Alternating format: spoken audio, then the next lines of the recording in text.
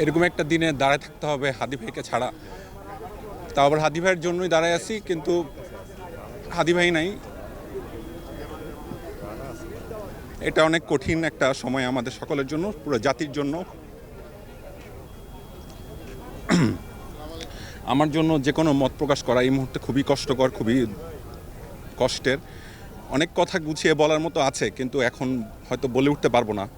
শুধু এতটুকুই বলবো, হাদি ভাই ধ্বংসলীলায় পছন্দ করতেন না। উনি কোনো ধরনের ধ্বংস, কোনো বিষয়কে নষ্ট করে ফেলা, এগুলোতে একদম সায় ছিল না তার সায় ছিল কনস্ট্রাকটিভ কালচারাল যে ফাইটটা, সেটা। আপনাদের জাতির কাছে আমার অনুরোধ একটাই, আপনারা কালচারালি দয়া করে কালচারালি আপনারা ফাইটটা করুন।